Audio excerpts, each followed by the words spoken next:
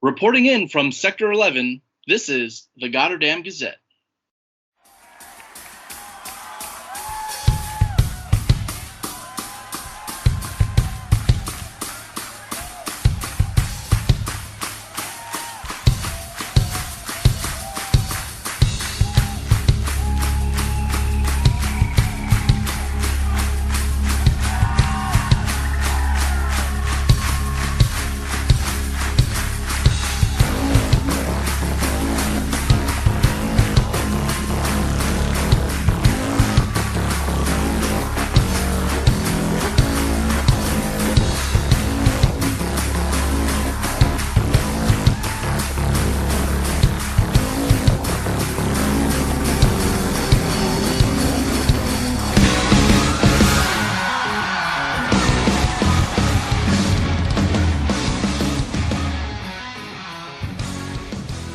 My name is Devin, and I am here with our wonderful guest Jan, who is going to help me cover Raiders of Silent Earth 3 today.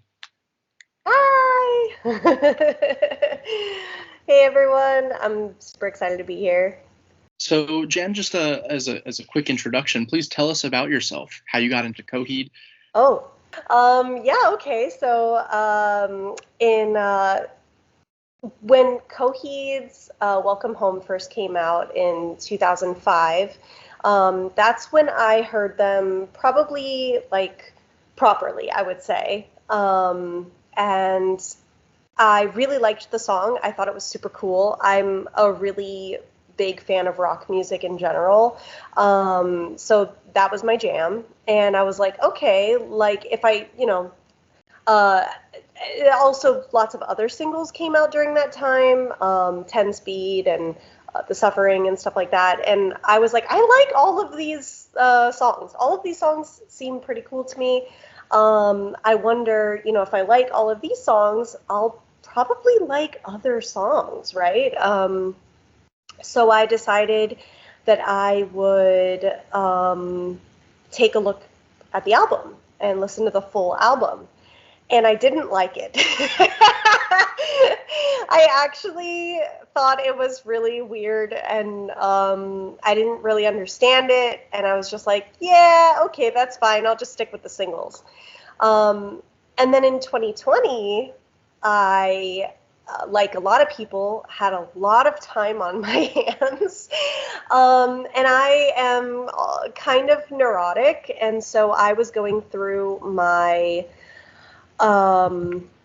music collection, and I was double checking all of my album art and that I had the right all the right information and everything, which I had been meaning to do for a while, but I had the time on my hands to do it. And I come from a background with Japanese music where they will release the same album multiple times with different cover art. And I was really being very particular about making sure that I had the regular cover art, just like the basic cover art, because a lot of my songs I usually purchase digitally. And so I was just like, I'll just get the basic thing. So when I got to Coheed, I found out that there were 3 different cover arts. And one of them was the slipcase in black, one of them was the slipcase in red, and then there was the Christopher Shy art of the standard album. And I was like, so which one should I be using here? And I went to the Wikipedia page doing my little research, and I found out that in addition to the different cover arts, it also was released alongside the comic. And I was like, wait a second. There's a comic. I like comics. I'm into that kind of thing. So I started, kind of put a pause in my music endeavors, and I started looking up information about the comics. And then I found out the whole backstory behind the album. And then remembering back to when I first listened to the album, I'm like, all right, I think this actually makes a lot more sense now that I know what the album is supposed to be doing, and the story that it's supposed to be portraying. And I decided I would give them another shot, and that I would go back and listen to them properly. So I did, and I absolutely fell in love. Like I'm the sort of person that really likes that kind of multimedia, transmedia, like crossover. And I just thought it was so cool. I thought it was so interesting. The story was really all up my alley too. A little bit of darkness, but lots of humor as well. Sci-fi, fantasy, that's all my jam. Um, so I decided to kind of get more and more into it, and I got actually the omnibus, the Ultimate Edition versions of the comics for my birthday, which was shortly thereafter. I actually joined the original Discord on my birthday. And that was, yeah, it was just really cool. And I found your guys' podcast too, and that helped. And JJ Metalhead's videos also helped in the meantime. And then as I started like getting more and more into it, I realized that this was a little confusing. I wanted to understand the songs and how they were portrayed in the comics, because I thought that would be really kind of cool to like listen to the song and kind of get a feel, like almost like a soundtrack for like a movie or something, you know, like I'll listen to or I'll read the comic and I'll like listen to the songs and it kind of tie all together, you know. So I was trying to get all of the facts and everything straight, and I realized it was really hard to do. And so I went looking for some more information, and I did find that Coheed had a wiki, a fandom wiki, and it was a little sparse. Some of the pages were really fleshed out, but some of the stuff wasn't. And one of the things that I really wanted was I wanted somebody to kind of translate the songs and what was happening in the songs to what was happening in the comics. And that wiki definitely didn't have that. So I decided I was going to start my own wiki from scratch and just kind of focus on the story aspects, because that was the most important part for me personally. And I started the Gonsgrad wiki, which is a resource that any fan can help contribute to. It is majority done by me, unfortunately. I have had help in certain aspects in certain areas, and I'm quite pleased with it. I do my best to also cite my sources. This is something that I believe in very strongly, because anybody can put anything on the internet, you know, like that's just the nature of the internet. And I feel like when we are able to go back and double check those sources and make sure that we're all on the same page, that we've all interpreted that source material in the same way, it just helps us all stay on track and, you know, have the same kind of information on hand and stuff. So that's kind of like the Gonsgrad's mission is, the reason I used that too is because, you know, this is like the Bible of the universe. And so the Gonsgrad wiki is meant to kind of be a Bible for fans to go and reference various content and find content that they're looking for. And so, yeah, you know, that's kind of basically it. I think I've covered everything. You let me know if I'm missing something. Oh, that was awesome. I definitely agree that it is very confusing and difficult for people to get into it, you know, just jumping in. So it's helpful, especially when there's something that comes out like quintillion speaker containment unit, and people are like, what is a quintillion speaker? They can go and look and like have that information, because we're all just a bunch of nerds in the fandom. But we do have more to add to the wiki, because we recently received a new comic that was given out for free on the SS Neverender 2, Raiders of Silent Earth 3. Yes. So this book is the origin tale of Gibney Carlbringer, leader of the ragtag group of the post-radiation marauders, the Narrows. And the Narrows essentially raise havoc everywhere they can, looting and robbing to enhance their kingdom on the mysterious planet of Hilmgore. But apparently, Gibney wasn't always evil. So in this comic, this is essentially his backstory, the backstory arc, which is really, really interesting that we are getting this before No World for Tomorrow. Yes, it certainly is very interesting. This is actually I was so pleased. I could not make it on this particular cruise, but I was so pleased when I saw that the comic had come out, and I was very lucky that a friend of mine who went with her husband, who's not into the series, decided that she would be gracious enough to gift me an issue of it. So I do have a copy of it. But when I read the part where Inferno goes to Helmgort and has to confront Gibney, I was immediately like, there is a story here. There's so much more back history going on, and I need to know it.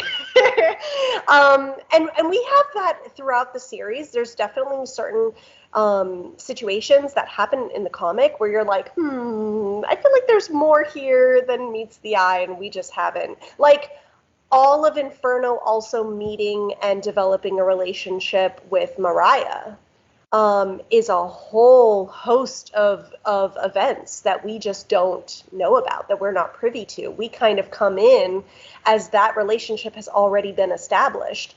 And getting to see just a little itty bitty glimpse at one part of that was just so cool. I was so excited. So yeah, it's really cool to get to see that. I think it's very interesting how Gibney was introduced just as a character, with their first appearance being in Keeping Secrets, yes, but not having a speaking line or a role. And then all of a sudden in Good Apollo, they become like a key character once we reach the end game of that comic. So it's just very interesting that now we have Gravemakers and Gunslingers in No World, which I guess technically would be the first appearance. So it's just really strange, but in a good way. I hope that we do get more backstory. But the story was created by Claudio, but written by Bob Hart. The cover art is by Joe Isma. The interior art is by Mario Focilio. The interior colors are by Prasad Rao, and letters are by Ed Dukeshire, who I believe has done lettering for Coheed in the past. Yes, he has, definitely.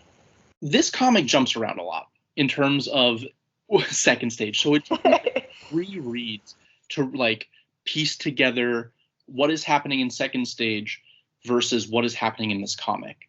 But it does together. Once you have it all laid out, it really does tie everything together. Yeah, it's really kind of funny actually, because it's called Raiders of Silent Earth 3, which obviously has a nod to In Keeping Secrets of Silent Earth 3, but it actually mostly takes place in second stage's timeline, and also it's probably going to end up on No World for Tomorrow's omnibus. So it's like, it's just all over the place.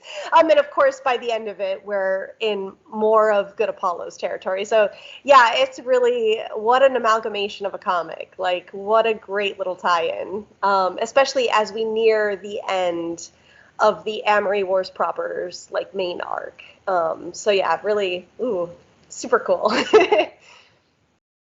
Well, as we start, we are in Sector 12 on Dil Arieth 9. How do you pronounce that, by the way? Honestly, that's not a bad pronunciation. Sure, why not? It's funny. I remember when I was reviewing the video of Chandra reading from the first chapter of No World, the first issue of No World, I was like, oh, that's not how I say that. So it would be great if they ever released a pronunciation guide, especially in a sci-fi world where there are so many interesting languages and different, strange pronunciations. I think I'd been saying it Delaruth, like Aruth. That's how I've been saying it, but then reading this one, I was like, it's Ariuth. I don't know. Could be, yeah. I mean, Claudio goes between Cyrus and Sirius Amory. So yeah. And the only reason I stick with Cyrus is because that's how he ended up with it on the album. Right. So I'm like, all right, that's it. To me, that's canon, you know. Like, but yeah, I guess, you know. It's what's in the books. It's yeah. But we do start out with a secret meeting between Gibney and Inferno. Gibney is expressing concerns of the Red Army, like moving in and making a move. And he wants to run. And Inferno's not really about it, but he says that he'll go to Mariah and talk about it. This seemingly takes place during Second Stage, Volume 1, Issue 2, when the Prize are talking to Mariah, and Inferno's kind of listening in, because this conversation never comes up between Mariah and Inferno. So he either gets sidetracked or it had no intention of bringing it up. And obviously we're in the future now, going back to the past, kind of like Ahsoka never being brought up in the prequel movies, but right. And she was kind of important.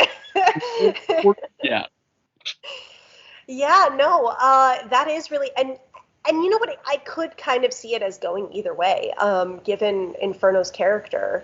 It is very interesting because you really can't quite tell. Inferno has, and we've seen this for sure throughout Good Apollo Volume 1, Inferno has a tendency to keep his strategies really close to his heart and not releasing them, if you will, until like the very last possible moment, because he really does have no trust in anyone.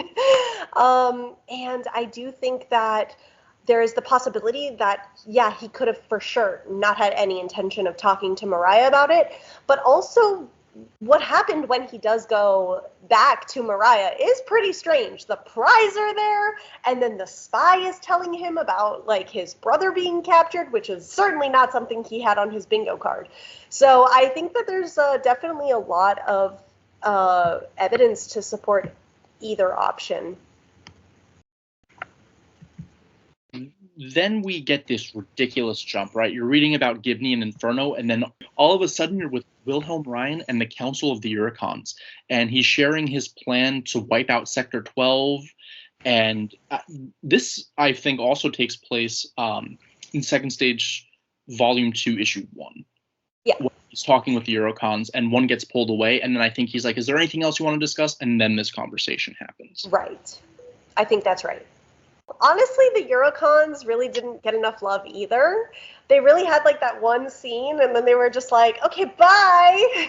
And they were briefly the briefest of mentions in the Year of the Black Rainbow novel, where Wilhelm says that he appointed these guys as like governors to like, you know, help, because there's a lot of ground to cover, quite literally. And so that was kind of like his like puppet rulers.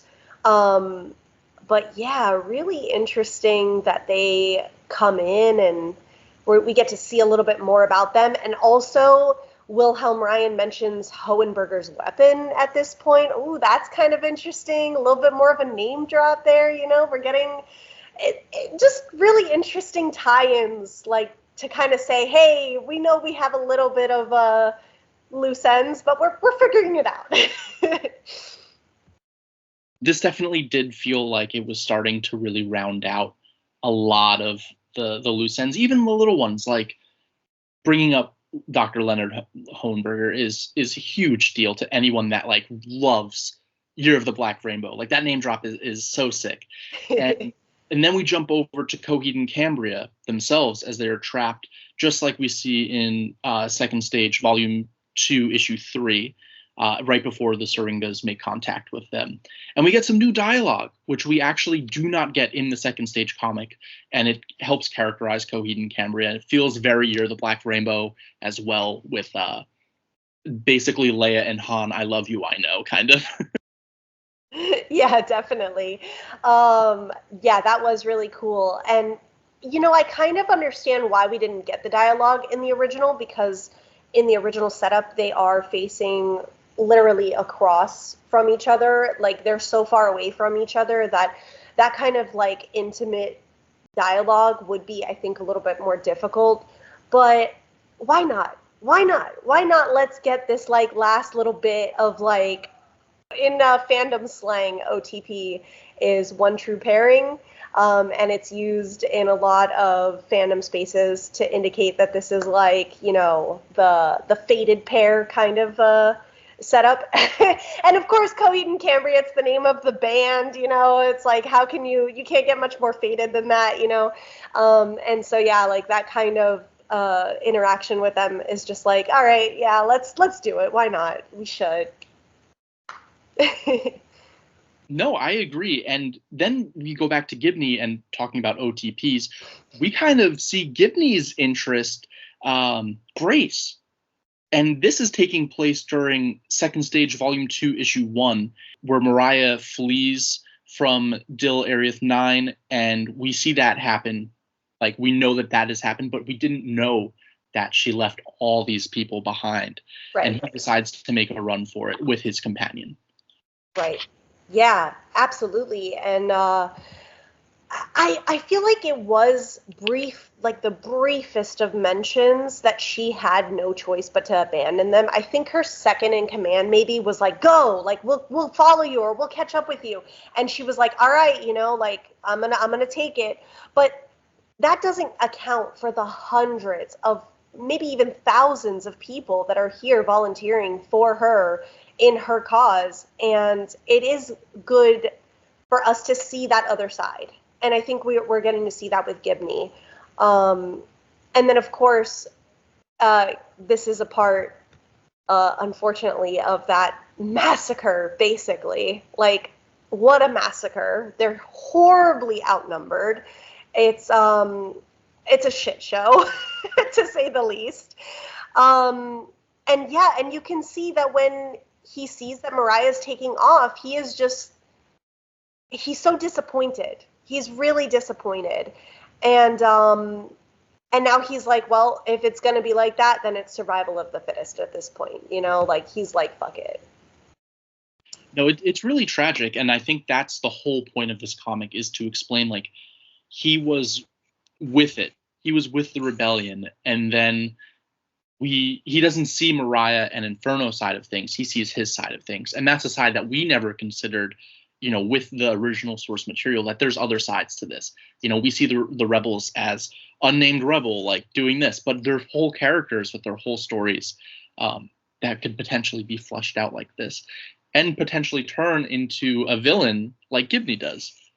Yeah. And I almost kind of wonder, though, if like there is still some part of Gibney who has that rebel streak, who does still, I mean, I feel like he's the kind of like almost like the anti-hero at this point, because I think if he could see everybody burn, I think he would. Like, I think he would want that outcome. Like, fuck Ryan, but also fuck all you other people. Like, you all screwed us, you know? Like, you all suck. Yeah, and it's just like, it's such a shame. I do think, too, that, like, getting to see the massive result of the keywork being destabled was also pretty crazy, because, like, we know that the keywork being destabilizing is causes issues, obviously, and it was mentioned in Keeping Secrets, like, oh, the Narrows are a result of, like, the keywork being destabled. But actually seeing it happen in real life and realizing just how many people were a part of that, it also kind of gives you a little bit of pause, like, well, what's going to happen in Good Apollo, Volume 2, No World for Tomorrow? Because the keywork's supposed to go bluey. So that's a lot to consider, too, what we might end up seeing in the future. Yeah, absolutely. The whole keyword destabilization happens in Second Stage Volume 2, Issue 4, and continuously through Issue 5. And it's actually happening while Gibney is in intergalactic travel. Yes. That's where I believe that whole radiation happens, and that's why his ship crash lands onto Paris, Earth. Yes. And that's really interesting, too, because when he gets up, he holds a piece of glass to himself. And yes. He no longer is this humanoid feature with a mustache. He is a melting skin creature. Yeah. And in in Second Stage Volume 2, Issue 5, which is where I believe that this part happens, Mariah dies via a piece of glass. So I think it's a really nice parallel that these characters both die, but one is more of a characterization death, where one is a literal, Mariah is dead. That is such a good point. Like, absolutely. That tie-in with the glass is such a great point. And it almost, if I'm not mistaken, it's basically the same shape too. So that is such a good point. I truly did not even really recognize that before, but now that you pointed it out, absolutely, that's 100% what's going on there. And I also think this is a great time to mention to people, Gibney goes to land on Paris Earth, but at the final spread, he says, and the dawn rises on Silent Earth. And this is really important because I think a lot of people do not understand that the Silent Earths are the planets that separated from Sector 12, which is, I think it's kind of obvious in the fandom now. Like, people know this now, but like, that's supposed to be our solar system, the original 9 planets, because Pluto is still a planet in my heart. But yeah, and so Paris Earth, which Claudio had mentioned many times was supposed to be a stand-in for our Earth, is Silent Earth 3, or the third planet from the sun, which would be the star and the planets that separated. So yeah, there's lots of tie-ins here. It makes a lot of sense. It brings it all full circle. It gives us all of the tie-ins. So it's a really well orchestrated piece for being such, it's just a single issue, but really well done. It tells a concise story. Now, when they show Cambria and her eyes are lit fuchsia and she's reigniting Star 7, yes, she still has her sword next to her in the art in this book. Yes. That sword is supposed to be gone. It's supposed to be disappeared. And when I saw it, I was like, this is such like a small little detail, but why is that sword there? I don't know. I don't know either. That is a very good point. And I think it's like even like shattered, like jagged, like it's totally smashed. Yeah, so when she steals, she doesn't steal. Well, I guess she does. She reaches into Coheed the monster's heart and absorbs the virus, so it no longer can do any damage, and it starts to take away the White Ruinier's powers and weapon, and that's why she ends her own life, because she knows the weapon is going away soon. Right. So then in this book, the weapon is still there. So I don't know if that will come into play or if that's just like a small detail missed, but yeah. I figured that you'd appreciate knowing. Yeah, it's certainly something to look into, like, because that is a pretty interesting note. Yeah, that's something we'll have to look out for in the upcoming series. I think we'll have to keep a little eye out for it. The prize also used swords, and especially the Guardian, which is the leader of the prize, and obviously a bit different design. Usually there's gold involved in the prize ones, but I wonder, because of the way in which Coheed and Cambria were created, being as they are artificial, they're iRobots, and the DNA that Cambria had, which is a little bit of a mystery even to this day. I wonder what exactly maybe that has some implications there too. Maybe there's a little bit of a tie in there too. Like different, but something, a part of it is the same. You know what I mean? So yeah, I don't know. I'm certainly going to be looking for swords though. So do you think it's the fact that Cambria is part mage that allows her to reignite Star 7, or was that a part of her being the White Ruinier, like a Dr. Hohenberger implantation?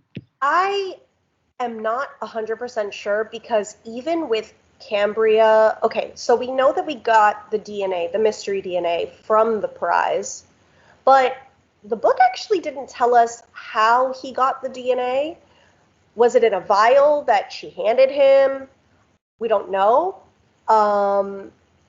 And the reason I say that is because later on in the book, they mention when he goes to do his DNA analysis of them, that she has some very, very, very minor, itty-bitty minor DNA of mage, not prize.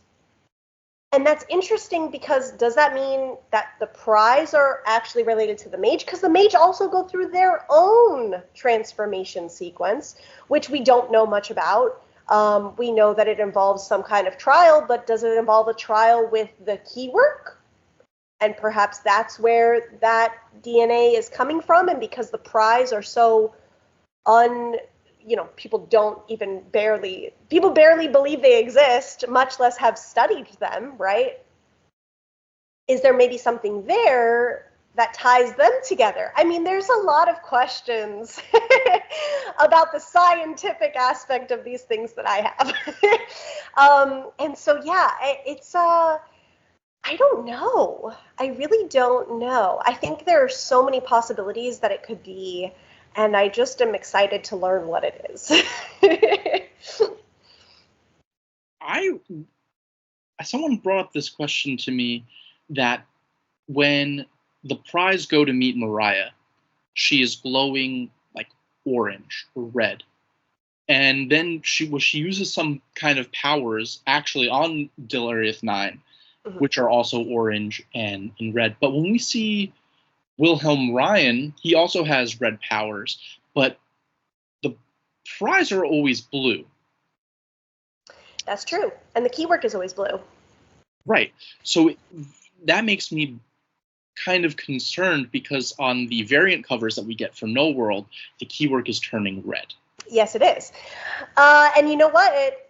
Something interesting, I mean, just this is, again, another bit of like, I have questions that need answers, and I am excited to find out answers. Mariah in a nutshell. I mean, Mariah is a mage, and she is not blue, and she is not disfigured like the governors of the sectors. And what does that mean? Did she go through a different trial to gain mage powers? Was she blessed by the prize in some similar fashion to Cambria, who also uses red powers, by the way? You know, if we're talking about it like that. I don't know, man. I don't know. That's a good point, and I don't know. I like not knowing. I like being able to like have those like aha moments, you know, like I'm excited for those to be filled, those gaps in my knowledge. So I found it's a 0.0001% matchup with those typical of a mage for Cambria. So like right. so small amount. The itty bittiest. It's enough to make her. I mean, her powers sometimes come across as pink, but like red, yeah. You know, lightish red. Yeah. They're in that infrared, end of the color. But I really don't know. And then it's like the implications for like what the Aeon Star is trying to do. Like, what is the purpose? Yeah. That's particularly interesting to me too, because I mean, obviously we have to get a tie-in with the keywork in this arc. It just would make no sense if we didn't get it at this point. Claudio finally learns the truth about his parents in Good Apollo 1. Jesse sits him down and has the talk. Your parents are not exactly the people that you thought they were. That talk. And what's really interesting about that is that Claudio now has this hint from Ryan, right? Because Ryan tells him what happens to people when they die. And Claudio didn't really know that that's what happened. But Claudio has interacted with the keywork and come out unscathed, completely unscathed. Everyone else, not so much, but him, unscathed. And that is, I think, going to be a really important plot point in the chapter going forward. I have my own wild theories. But I think that Claudio utilizing the keywork is going to help to not only destroy it and settle things for the souls that reside there, but will come into play with the battle at hand. And we've already kind of seen him do that, right? Like, he's raised ghost armies a la Lord of the Rings 3 to tackle Ryan's Red Army. So there is definitely some connection there, and I think we're going to get a lot more answers when that happens. At least I hope so. I hope so too. I also really want to see what happens with Gibney and the Willing Well, because that is also an interaction that happens. And like, yes, the Gunslinger is a cool character and a fan favorite, but really, what importance do they have to deal with the Willing Well? Like Chase, Claudio, Ryder, and Wilhelm, absolutely. This was kind of out of nowhere that this character gets to maybe peek inside. Yeah, and we're getting a single issue that focuses on him and his backstory. That's not a coincidence. That can't be a coincidence. Like, they know that going forward, Gibney is going to be important, and they wanted to flesh him out, and they wanted us to know that bigger story. That's not an accident. So I think that you're right. Like, and again, it's so interesting that it's Gibney, because he is the one character that would want to see it all burn, like, good and bad. And the Willing Well, I mean, it's in the name. It's the Willing Well. It allows people to do things that they wouldn't necessarily otherwise get to do, and explore space and time in a different way. And can Gibney even go in it? I don't even know. Like, the crowing and the visual are in the prophecy. Like, of course they can interact with it, but Gibney, he's a little bit of a wild card, almost quite literally. So it's really interesting what might happen with him, and what would he wish for? Like, we already know that he has very little loyalties. So what would he want? Would he want to be restored? Would he want Ryan to go? But he's already getting Inferno gone, right? Like, as far as he knows. So, yeah, I don't know. It's really interesting. It really makes you think, like, if you were given that kind of power, like, what would you do?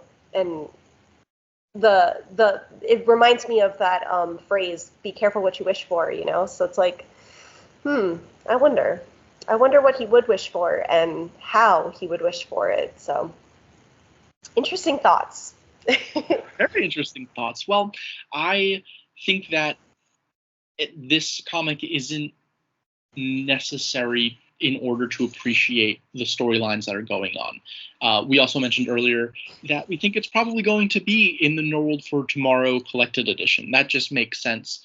But I hope that this episode can kind of help at least give you some background information as to what the story includes, and some background information on Gibney himself. And really, Jan, thank you so much for joining us on this wild ride. Absolutely, yeah. I mean, I've said it many times, but anytime I get to talk about lore and explore the crazy, the crazy complicatedness that is the lore of the Amory Wars, I'm always going to have a good time. So I'm always happy to do it. Yeah. And this was so much fun. Can't wait to do it again. Awesome. Well, I'm going to hold you to that. And about a year, we'll have a lot more of these loose ends tied up. So it's very exciting, but also kind of bittersweet, because the theorizing is such a good part of it. But then we can just theorize about Vaxis, and that. Hell yeah. Hell yeah. And I'm very excited to theorize about Vaxis. So. Got Prize and Dr. Amory back. We're blowing my mind, man. Exciting. Well, anyway, this has been Devin. And Jan. From the Goddardam Gazette. Thank you for listening.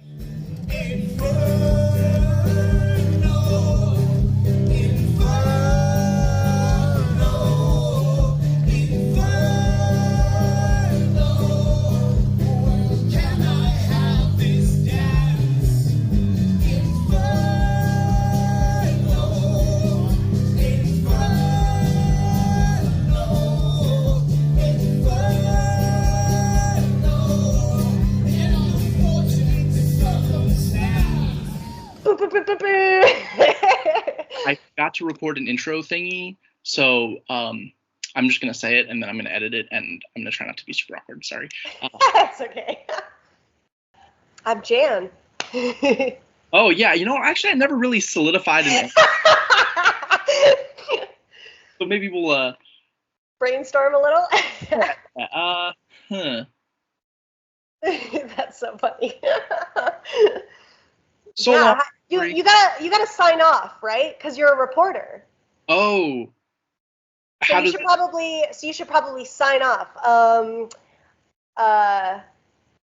How do a reporter does it?